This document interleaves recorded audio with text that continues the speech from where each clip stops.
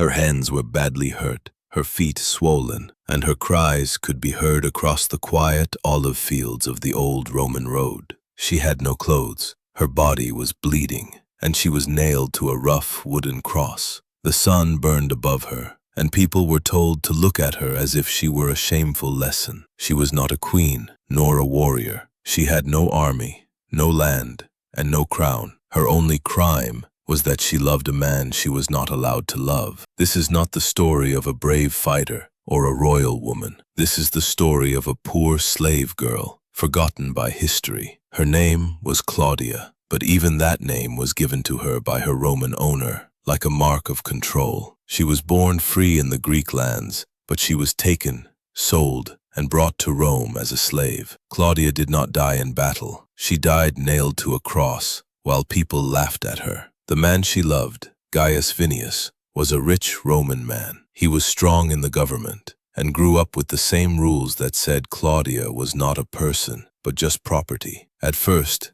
he was not a bad man, but in the end, even he could not save her. Property that dared to touch the life of a Roman elite. Their affair was forbidden, but more than that, it was dangerous. In the ancient Roman Republic, a slave was not a person. She could be bought, sold, whipped, or killed, and it wouldn't even be considered murder. But if she dared to love, dared to cross the invisible boundary between master and possession, the punishment was not just death. It was humiliation, degradation, and public crucifixion. This is the story the Senate tried to forget, a story that was never written down in their grand histories, but it happened again and again. Qua's tale is one of many, but hers is one we can piece together through the fragments, the laws, the bones, and the blood. In this episode, we will uncover the truth behind why Rome's greatest crime wasn't war or tyranny, but the silent horrors it inflicted on those with no voice. Prepare yourself, because Claudia's death was far more horrifying than you think. To understand why Claudia's love was punished with a slow public death, we must first step into the world she lived in, a world built on chains, blood, and silence. Slavery in the Roman Republic was not just an economic system, it was a way of life, a pillar of Roman society. It is estimated that by the 1st century BC, as much as 1/3 of the population of Rome were slaves. Men and women captured in war, sold by their families, were born into bondage. They tilled fields, built aqueducts, fought in the arenas, raised Roman children, and served in noble households. But they were not considered human, not legally, not morally. Slaves were property, nothing more. Roman law referred to them as res, a Latin word meaning thing. They could be sold, traded, punished, or killed without consequence. The whip, the collar, the brand. These were not tools of cruelty in Roman eyes. They were symbols of control, of ownership. And slave women like Claudia, their bodies were doubly vulnerable, female and enslaved, which meant they could be used sexually by their owners at will. No laws protected them, no voices defended them. Rape wasn't even a crime when the victim was a slave. It was viewed as a man asserting his right over his property. But Rome didn't just use physical chains, it used legal ones as well. Take the Lex Aliacentia, passed in 4 CE, one of many laws restricting the manumission, freeing of slaves, and imposing harsh penalties for relationships that crossed the lines of status. A slave woman who entered a romantic or sexual relationship with a citizen without permission could be charged with seduction or corruption, as if her feelings were an act of treason. And even after manumission, former slaves were second citizens at best. The stain of slavery never left them. The Romans had a word, infamia. It described those who were dishonored in the eyes of society: gladiators, prostitutes, actors, and slaves. Infamia was not just a label. It stripped you of legal protections, of dignity, of the right to defend yourself in court. It made you invisible, disposable. That's the world Claudia lived in. She could read, perhaps. She may have spoken more languages than her master. She may have been wise, kind, thoughtful, but to the world around her, she was a body, a tool, an asset to be used and discarded when inconvenient. And so, when Claudia, a Greek slave girl, began to feel something more than obedience toward her master, she didn't just commit a social misstep. She violated the unspoken code of Roman dominance. She forgot her place.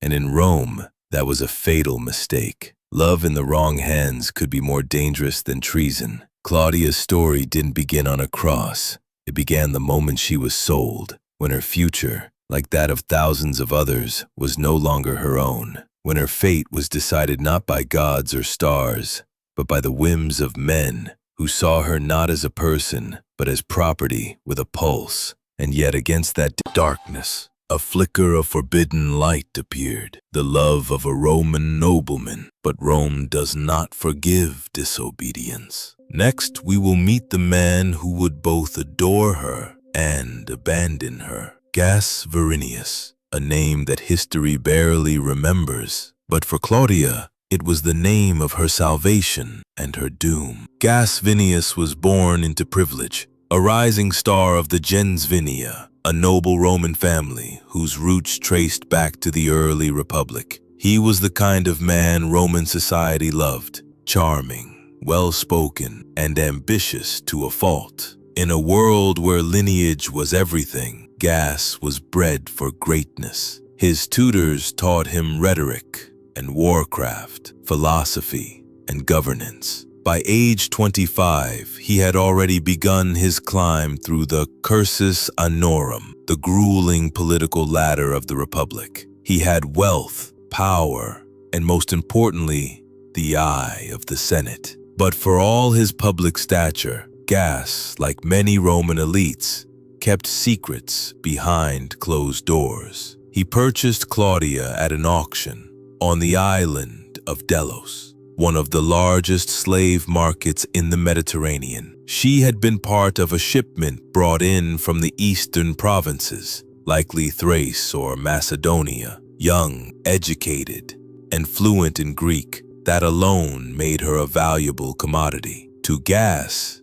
she was more than just a servant. She was an ornament of prestige. Roman nobles prided themselves on owning cultured slaves, especially Greek women who could recite poetry, play the lyre, or read philosophy aloud at dinner parties. Claudia was different. She wasn't timid like the others. Her gaze was direct. Her voice didn't tremble. She didn't just obey, she understood. At first, Gaius treated her as he treated all the women in his household, with detachment. But over time, that changed. It may have been her voice as she read Homer in the early hours of the morning, or the way she corrected his Latin pronunciation of Greek names with a smirk she tried to hide. Or perhaps it was simply that Claudia saw him not as a nobleman, but as a man. No records remain of their conversations.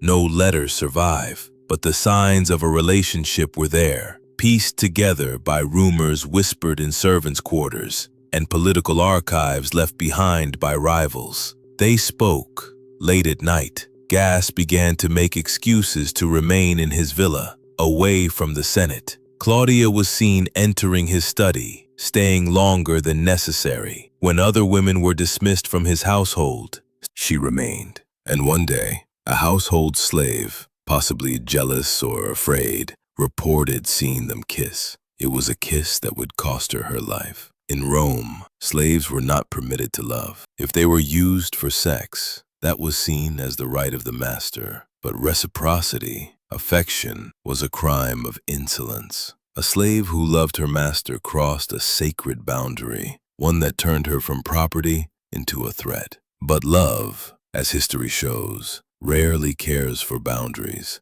Gaius, for all his education and ambition, was still a man. Their moments were stolen. A glance across the atrium, a whispered word during readings, brief touches, and candlelight. Some say Gaius even promised to free her, that he planned to manumit her quietly, make her his concubine, and possibly more. But Gaius had enemies. and Rome has no tolerance for the weak-hearted. It was Lucius Calpurnius Piso, a rival senator, who discovered their secret. Piso had long envied Gas's rise and was looking for anything to destroy him. When whispers of the affair reached his ears, he sent spies to the villa, paid servants handsomely to confirm what he suspected. And when the truth came out, it wasn't just a scandal. It was a political weapon. Piso brought the matter to the Senate. He framed Claudia as a seductress, a cunning slave who had bewitched a rising star of Rome for power and influence. Gas, when confronted, did what countless Roman men had done before him. He denied everything to protect his reputation,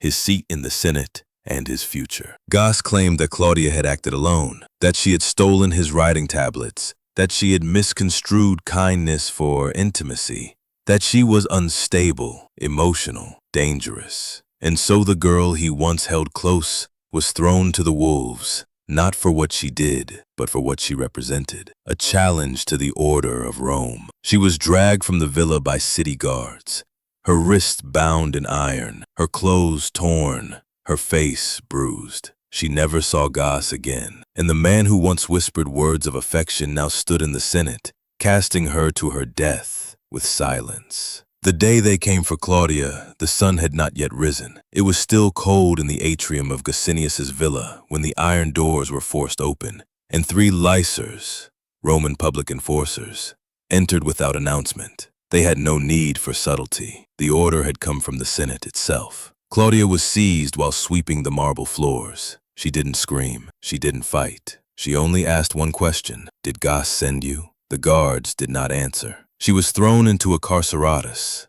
a private holding cell owned by a magistrate near the Forum. These underground chambers were rarely used for slaves unless they had committed something worse than theft or disobedience. This punishment was meant to be a lesson. Claudia's offense was not recorded as love. Officially, the charges were attempted corruption of a Roman nobleman, violation of moral codes under the Lex Julia, endangering the sanctity of the Roman household. The last charge, though vague, carried the harshest penalty available to a slave: death by crucifixion, not for what she did, but for who she was, and whom she dared to love. Meanwhile, in the marble halls of the Curia, Gas sat in silence. When Lucius Calpurnius Piso presented the evidence, a collection of notes, half-burned letters, and the testimony of a freerman who once served in Gas's household, the senators murmured with interest.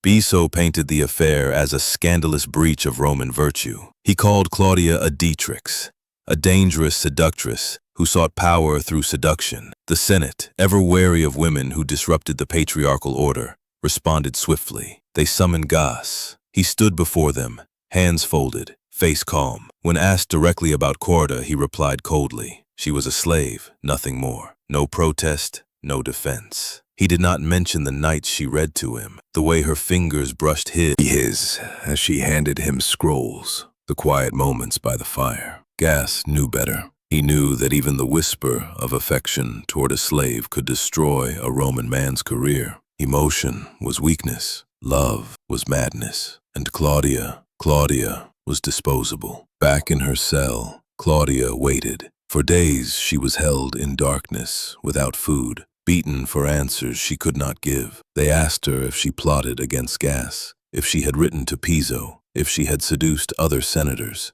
They wanted her to confess to crimes she did not commit, to justify the punishment that had already been chosen. She said nothing. It is said that the silence of a woman terrifies tyrants more than 1,000 words, and Claudia, in her quiet defiance, became dangerous. After the 3rd day, she was dragged before a magistrate for a mock trial. No one defended her. No advocate spoke. Gas did not appear. She stood bruised with torn garments and swollen feet before a tribunal of old men. Her face was swollen, her hair matted with dried blood. They read the charges. When asked for a final word, she raised her chin and said, "I loved him. That is all." It was enough. The magistrate nodded. The sentence was passed without hesitation. Crucifixion, on the Ion Way, the same road where Spartacus's army had once been hung on crosses, the same path that Rome used to make examples of its traitors. But Claudia was no rebel, no soldier, no conspirator. She was a slave who loved beyond her station, and for that, she would be paraded through the streets of Rome, nailed to wood and left to rot, not because of what she did, but because of what she symbolized. A woman, a slave, a voice. The courtroom wasn't marble. It wasn't grand. There was no jury, no procession of advocates. It was a converted hall, dim and bare, used for dealing with what Rome considered lesser cases, trials where the outcome was already known, and Claudia's fate had already been sealed. She was brought in barefoot, her ankles still shackled, her dress torn and bloodied. A guard had beaten her that morning for refusing to bow. Her left eye was nearly swollen shut, but she stood straight. She did not weep. She did not plead. Her trial began and ended in less than an hour. At the center of the room sat Praetor Quintus Furius, an aging official known for his loyalty to the Senate and his hatred of scandal. He saw Claudia not as a defendant, but as a nuisance, a stain that needed to be washed away before it could spread. Lucius Calpurnius Piso presented the charges again, his voice dripping with feigned outrage. She manipulated a respected senator, violated the moral fabric of our society. She is no ordinary slave, but a schemer, a threat to the dignity of Roman households. Piso produced scraps of parchment allegedly written by Claudia. Torn from Gaius's personal correspondence, the letters bore signs of affection, vague poetic phrases in Greek. They were never addressed, never signed, but in the eyes of the court, they were damning. A freedman from Gaius's villa testified that Claudia had acted above her station, that she was seen sitting too close, speaking too freely, walking in places forbidden to slaves. He called her dangerous. Another servant claimed she had been seen in Gaius's private quarters at night with no chaperone. There was no one to speak on Claudia's behalf. Her name,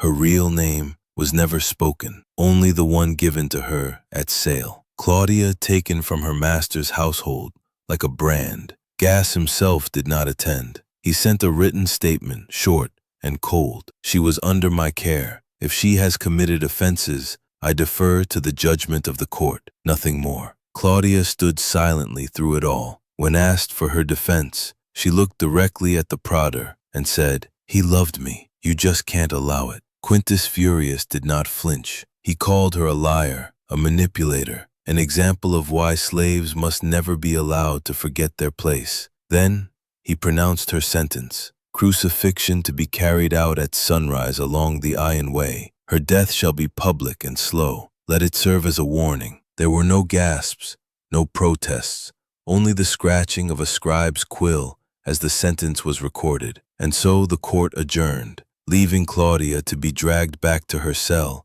where she would wait in silence for the hour of her execution. She was not the first slave crucified in Rome. She would not be the last. But her case was different, not because she plotted rebellion or poisoned her mistress or set fire to a temple. No, Claudia's crime was falling in love, loving someone who could never afford to love her back. Not in the open, not in Rome. And for that, she would pay the price that only Rome knew how to inflict. A death not just of the body, but of the soul, dignity, and memory. As the sun set over the Tiber that evening, the timber for her cross was already being cut. They came for her at dawn. The guards did not speak as they unlocked her cell. One of them threw a basin of cold water over her head to rouse her. Another tied her wrists together with coarse rope, not gently, but with the indifference of a man who'd done it 100 times. Claudia said nothing. She had not eaten in 2 days.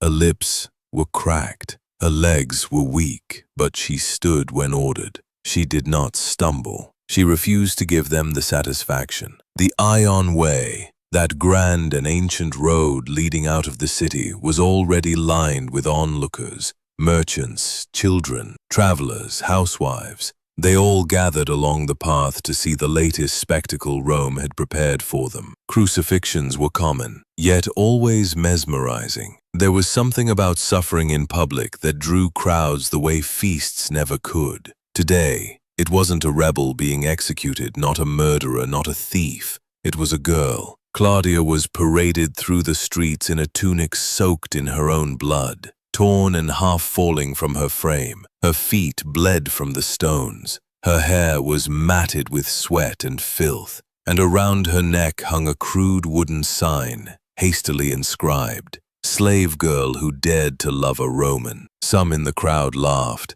others whispered, but a few looked away, perhaps ashamed, were perhaps afraid they might one day know someone like her. At mile marker 10, a rough wooden cross had been driven into the earth. It was not polished. It bore the scars of previous deaths. Blood still stained its base. There were no prayers, no rituals, no words of comfort. 2 executioners tied her wrists to the crossbeam, then began driving iron nails through her flesh. The sound was unbearable, a dull, wet crunch, followed by Claudia's first scream. Her body arched, legs trembling, eyes wide, but she did not beg. When the second nail was driven through her other wrist, she bit through her lip. Next came her feet. The nails were longer. They bent slightly as they tore through flesh and bone, anchoring her to the upright timber like a grotesque sculpture. The cross was lifted. Claudia's weight shifted. Her shoulders wrenched from their sockets. Her arms stretched unnaturally. Her hand fell forward, her body hanging not with grace, but with the raw humiliation Rome had perfected. And then they left her there. No water, no shade, no mercy. By midday the sun was high. Insects crawled over her wounds. Her skin blistered. Her breathing was shallow. Each gasped like fire. She slipped in and out of consciousness, her eyes fluttering, her mind retreating to the only place that didn't hurt. Some said she whispered his name, Gas. But Gas was not there. He had left the city the day before, citing matters of state. Whether he left out of shame or strategy, no one knew. What they did know was that his name would survive. Hers would not. By the second day, Claudia was still alive, but only barely. Birds had begun to circle. Her legs were purple and swollen. The ropes binding her to the cross had torn into her skin, mixing blood with dirt. She moaned, but there were no words left in her. On the third morning she was gone. Her body hung limp, her eyes open, but lifeless. The executioners came and removed her only when the smell became unbearable. She was not buried. Slaves who died by crucifixion were denied the dignity of a grave. Her body was discarded into a pit outside the city, forgotten, but not completely. A rumor persisted for years in certain households that Gas kept a lock of her hair hidden in a box buried under the floor of his study. Others claimed he visited her cross.